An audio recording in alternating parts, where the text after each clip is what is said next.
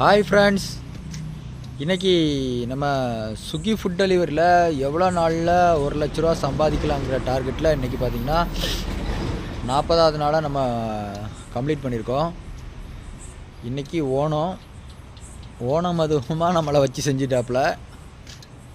சரி வாங்க நம்ம ஏர்னிங்ஸ் பார்க்கலாம். இன்றைக்கி கிட்டத்தட்ட பார்த்திங்கன்னா 12 மணி நேரம் 32 நிமிஷம் நம்ம லாகின்ல இருந்திருக்கோம். கிட்டத்தட்ட 26 ஆர்டர் எடுத்திருக்கோம். அதாவது லாங் ஆர்டர்ஸும் ஷார்ட் ஆர்டர்ஸு ரிட்டன் பே அமௌண்ட்டு. இன்றைக்கி பெருசாக லாங் ஆர்டர்ஸ் எதுவுமே இல்லை. ஒரு 4 லாங் ஆர்டர்ஸ் மட்டும் தான் வந்துருச்சு. அதுக்குள்ளே ரிட்டன் பே அமௌண்ட்டும் சேர்த்து மொத்தம் 26 ஆர்டரு. இதுக்கு ஆர்டர் பே அவுட்டு எவ்வளோ பார்த்தீங்கன்னா 1,219 ரூபா இன்றைக்கி ஆர்டர் பே அவுட்டு இன்றைக்கி. சரி வாங்க நம்ம இன்றைக்கி இன்சென்டிவ் பார்த்துடலாம்.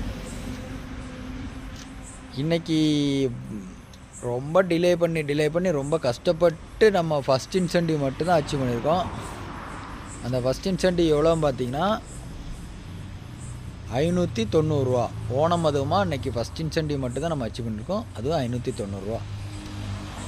ஓகே, ஆர்டர் பே அவுட்டு பார்த்தீங்கன்னா 1,219 ரூபா ப்ளஸ் இன்சென்டிவ் 590 ரூபா. இந்த ரெண்டையும் சேர்த்து பார்த்தீங்கன்னா 1,809 ரூபா நம்ம ஏர்ன் பண்ணியிருக்கோம். இப்போ கிட்டத்தட்ட கடைசியாக ஒரு 4-5 நாளாக பார்த்தீங்கன்னா 1,800 சம்திங்லேயே பே அவுட் வந்துகிட்டே இருக்குது.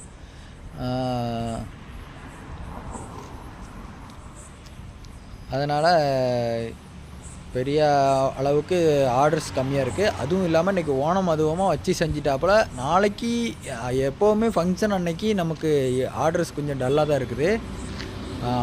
ஃபங்க்ஷன் முடிஞ்சு அடுத்த நாள் பார்த்திங்கன்னா கொஞ்சம் ஆர்டர்ஸ் ஃப்ளோ அதிகமாக இருக்கும். பார்ப்போம் நாளைக்கு எப்படி வருதுன்னு பார்ப்போம். ஓகே ஃப்ரெண்ட்ஸ், பிடிச்சிருந்தால் லைக் பண்ணுங்கள், மறக்காமல் பேஜை ஃபாலோ பண்ணி வைங்க. டாட்டா, பாய் பாய்.